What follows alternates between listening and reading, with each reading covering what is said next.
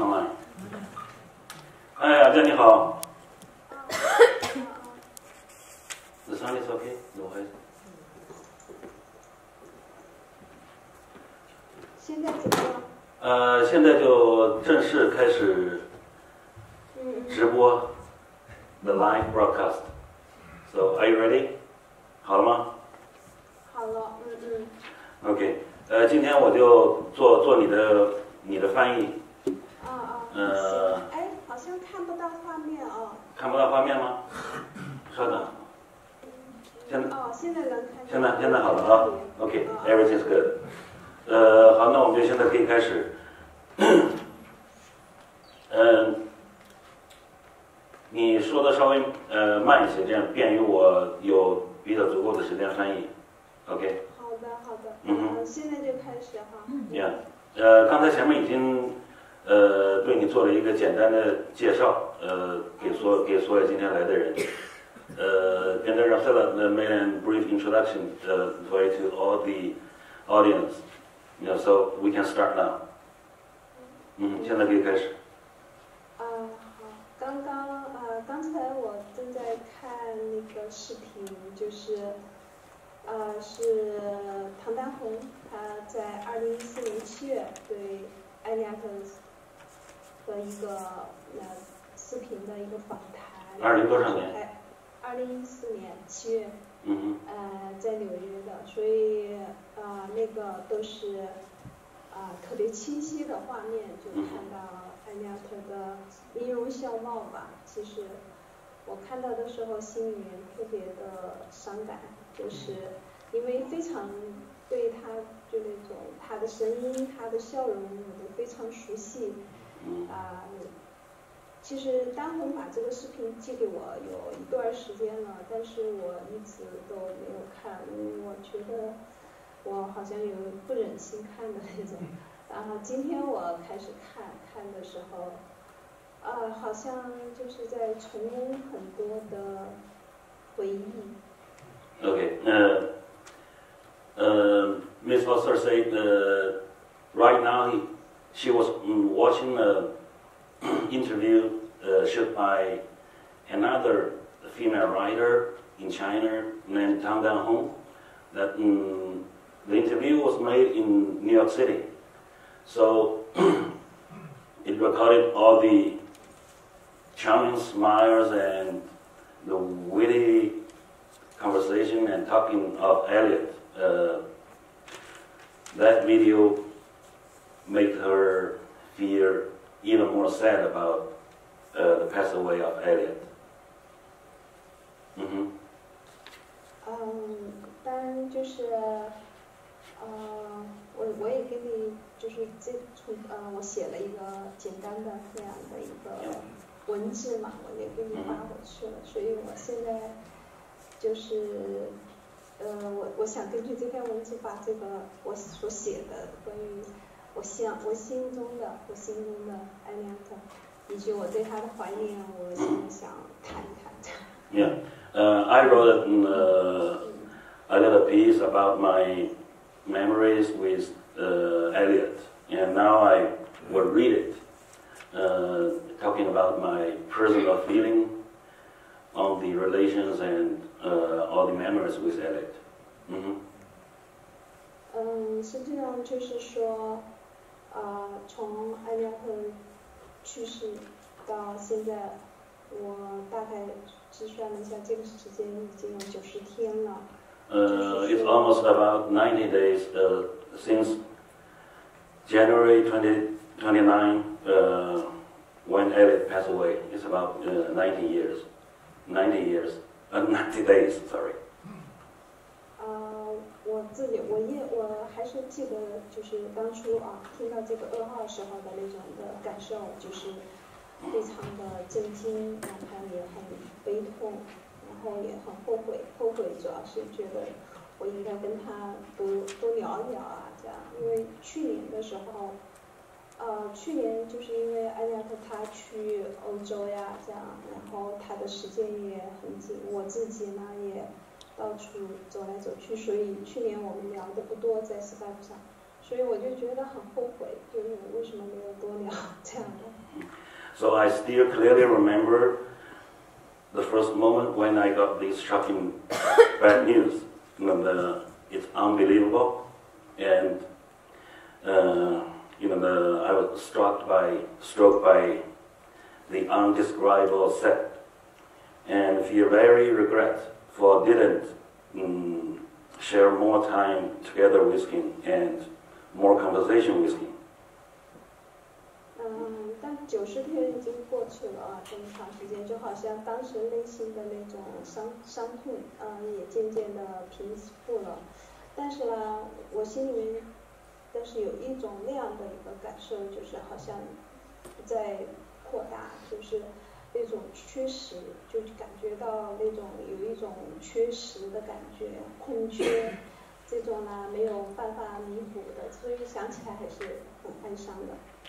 Yeah, though it's already been 90 days, but the feeling of that day is still very close, very clear in my mind, and I have a strong sense of the loss, and the sense is still expanding.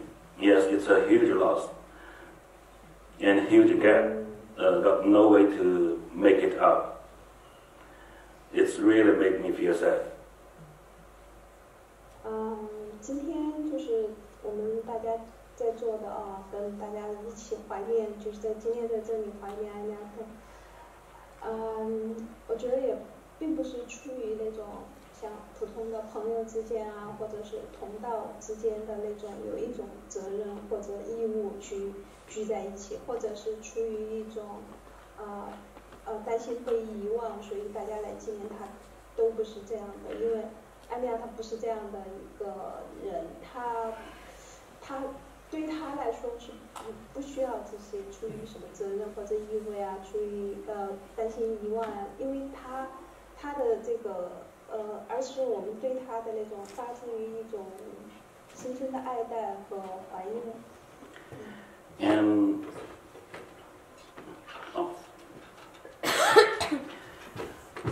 And today, why we are here to commemorate Elliot is not from a responsibility or obligation as a friend or colleagues, and also not from a worry about Elliot will be forgotten.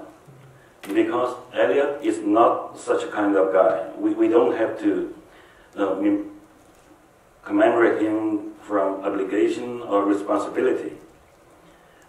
We do this from the deep love in our mind, in our heart. That's why we gathering together today. Yeah. 我还记得，就是我也在我的博客上写过，就是15年的时候，2015年，当时在达拉萨拉由那个阿里马钦的那个西藏的一个中心出版的一本书，就是关于是送给艾略特的一个礼物。我记得当时饶塞拉跟我讲过，就是邀请我在这个书里面写一篇文章。当时我们都觉得特别的有一种很欣喜的那种感觉，因为艾略特退休了嘛，从印第安纳大学退休，然后他的朋友啊，这些好朋友啊，还有他的这种同道啊，这样就是要送他一个礼物，就送他一本这本书，然后就请我写一篇文章。我当时觉得特别激动的很高兴的一件事情，因为这个是送给他的一个礼物，而且我们都瞒着他瞒了2年，最后在这本书在达拉萨拉就出版的时候，他才知道。后来我也在博客上就写，我说这个礼物不光是说是向他表示致敬的这样的一个礼物，而且是说它是一个就是怎么讲，就是主要也有这本书是见证了，我当时写的是见证了他是一位多么宝贵而稀有的人，他是一位智者、善者、勇者、艺人，这样。Okay. I was wrote in my blog talking about 2 years ago, the Amdi Machin Institute in Dharamsala planned to publish a book named The Trails of the Tibetan Tradition, Papers for Elliot Sperling, as a surprise gift to him for his retirement from Indiana University. It is a gift for show the solution to Elliot, and also a good memory for the deep friendship. But most of all, it's a witness of how kind of guy Elliot was. He was a wise guy, kind guy, brave guy, and justice guy. 那本书有30多篇文章，31篇，其中只有1篇中文文章就是我写的。当然，我写的文章其实主要是一种记录了跟艾略特认识以来、交往以来的很多片段，有很美好的回忆，也有一些伤感的细节等等。所以我真的觉得挺荣幸的能邀请我在这本书里面这样一篇文章来送给他，向他表示致敬啊。不过我到现在我也没有收到这本书，但是我听艾略特跟我说过，他就说有一次在一个这个书出版之后，在一个藏学会上，一位中国的藏学家，当然他也是比较有名的，叫沈伟荣。他是对我不太高兴的，因为我写过批评他的文章，所以沈伟荣看到这个书里面有我的文章以后，他就很不高兴的跟艾略特说过，他说为什么有韦瑟的文章？他说他不是一个学者呀，他是一个活动人士啊。然后艾略特就说这个是朋友们送给我的，这些文章都是朋友们送给我的礼物那样的。他韦瑟是我的朋友，我认为他的文章在这本书里面出现没有什么不对的。而且艾略特还强调了一句，他说，而且韦瑟是一位很好的作家，他是一位知识分子，这样讲过。所以我当时听到艾略特跟我讲这个事情的时候，我特别感动。So this book collected 31 pieces of articles, to show to salute to Elliot. There are 5 pieces in Tibetan and 25 pieces in English and 1 piece in Chinese. I'm so glad the only Chinese piece was written by me. And this article just record many moments and fractions of the memories, the good or bad, the happy or sad. And once in the Tibetology conference held in China, a famous, an official Tibetologist, Tsering Woeser, met with Elliot. He felt unhappy about the book connected 1 piece of article from author. He told Elliot, author is not a scholar. How can you collect her piece in this book? But Elliot said, all the pieces in this book are from my friend, and author is my friend. And he's also a very good writer, poet, and intellectual. I feel it's nothing wrong to collect his piece in this book. When I heard this story over Skype, I was really touched. 其实我很想说的是，就是艾略特是一个有着非同寻常的意义和价值的人。他的另外一个形象，将随着这个时间的流逝越显宝贵，而这个形象是超乎了他作为一位学者，一位杰出的学者和教授这样的这些形象。我在那个2014年的时候写过一篇文章，一篇散文中也写过对他的一个认识，其中是这样写的，就说正如我的藏学家友人艾略特·斯柏林，尽管他的研究在于吐蕃特历史和中藏关系，但他还是对吐蕃特的政治问题、人权问题等现实问题非常关注。他曾这样解释他对西藏问题，当然他会修正是那个土伯特问题的关心是基于对公民社会的根本价值予以认可并捍卫的立场，而这与民主与和国别无关，却因此支持土伯特救亡图存的斗争事业。我也在他去世之后的那些怀念的文字中写过，就是说，他不只是学识卓越并具有启发意义的学者，更是一位捍卫人类根本价值的人。他一直以来的行为，正如法国作家加缪所说的，不会止于个人的义愤，又具有对他者的关怀。Okay, what I want to say is Elliot is a guy with unusual meaning and value.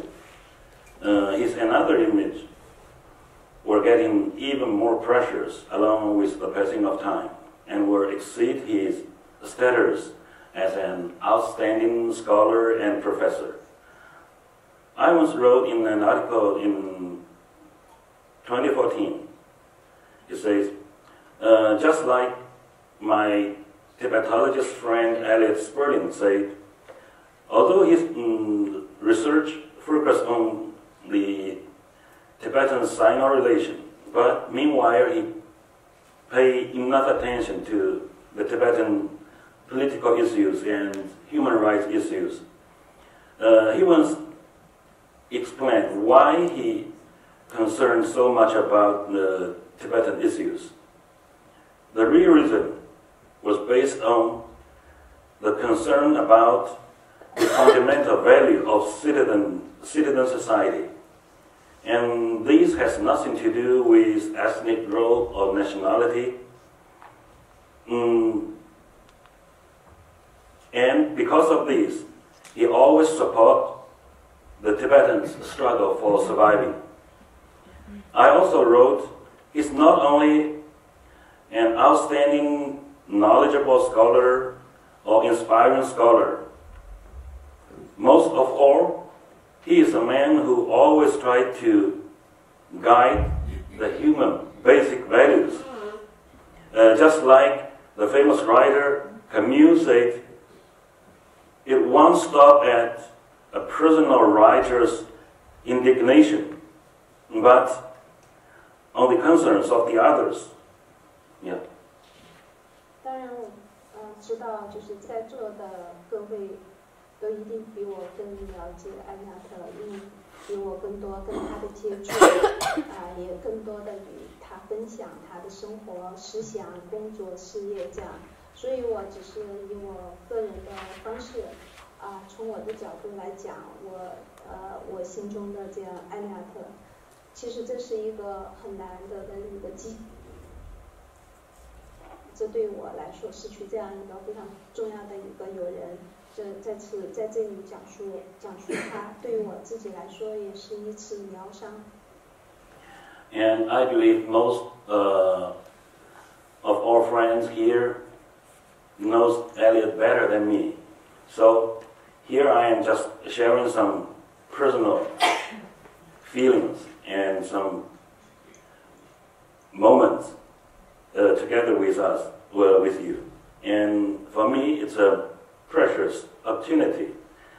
It's just like a therapy for a guy who lost her dear friend.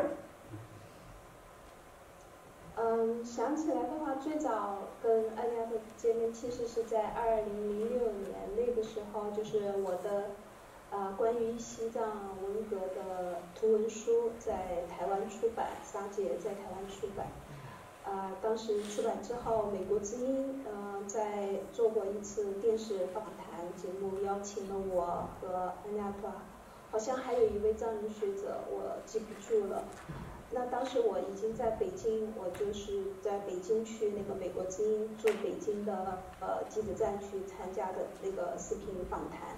因为不知道为什么当时好像这个事情是一个需要非常保密就很紧张，他们也很紧张，记者北京的这个美国之音记者很紧张，我也特别紧张，因为我也是第一次接受视频采访那个时候，所以到了那个现场之后，因为跟安雅特也没有更多的交流，我只是听见对他的印象只是非常深刻，就是说，因为他对他非常流利的中文，而且他对文革的分析，对中国的状况的这种分析留下了非常深刻的印象。It was on 2006 in an online interview by Voice of America. That was the first time I saw Elliot. The situation was, at that time I published a book in Taiwan about the Cultural Revolution in Tibetan area. And this book was based on all the photos shot by my father during the Cultural Revolution. And the VOA Chinese did an interview of me and the attendants, including me and Elliot and another Tibetan scholar, but I don't remember who he was. At that time I lived in Beijing, so I went to the office of the Voice of America for the interview. The whole process was very, how to say, nervous, or yeah, just like doing some secret matter, underground things. And also because it was my first time for the online interview, so I feel very nervous. But anyway, that was the first time I saw Elliot over internet. We didn't have much communication with each other, but he's fluent Chinese and he's analyzed over the Cultural Revolution in Tibetan area and Chinese situation impressed me very much. 真正听到他稍停一下。I think that's我们还有是这样，因为时间的原因，我们要稍微的简短一下。大概你还有 another 5 minutes， 还有再5分钟。行，还有5分钟。抱歉。那我就其他的。没有关系，然后我会把这篇文章我想办法给你翻译出来，然后看怎么处理。是，因为我当时就是很多的事情，我写的那个文章里面很多的细节啊，很多事情，其实在我的就那本书里面的那个文章中也有提到，在后面也有提到。我就是想说，在安雅克去世以后，我经常想起一个问题，就是说，虽然跟他认识有将近7年了，这么长时间，而且在这7年间，我们也其实是保持着很密切的联系。之前他从2010年、2011年、2012年都到北京，我们都见过。那后来2013年他到北京的时候，他跟伊利哈木见面那次但是那次因为我在拉萨，我们没有见到。但是到2014年的时候，我当时一直以为，我说阿亚特好像年年都可以来北京我们还可以经常见面。我一直是认为是这样。结果没想到2014年的时候，夏天他到北京，结果就在机场就遇到了那样大家都知道的事情，就被遣返回去了嘛，不准他都到了北京的机场，然后让他回去。所以我就那个时候就觉得我们只有在 Skype 上见面，因为王立雄也说嘛，说以后你们只有在 Skype 上见面。所以那个之后，我们从这几年，我觉得经常在 Skype 上跟他聊天，我们谈很多。谈书谈音乐，甚至他有时候给我介绍音乐、歌剧这样，然后也谈人权的事情，甚至谈雾霾，谈很多。包括最后去年12月20多号的时候，他给我留言的时候，他突然说。我很担心，他说我非常担心，他说你们生活在这样一个环境里面，不光有当局的这样政治上的压力，而且你们还生活在就是那样一个空气很糟糕的这个环境，对你非常担心，他都会这样谈到。Yeah. So I knew Elliot for almost 7 years. from 2007 to anyway, so far. We almost met with each other every year in Beijing until 2013. At that time, Elliot went to Beijing to meet with Ilham Tohti. And I was not in Beijing at that time. And then, on 2014, there's one thing happened. Everybody knew about it. Elliot was blocked by the Chinese customer and be sent back to the United States. From that time, I realized I can only meet Elliot over Skype, over internet, not personally any longer. But anyway, we still have many talking and conversations over Skype. We talked about many different topics,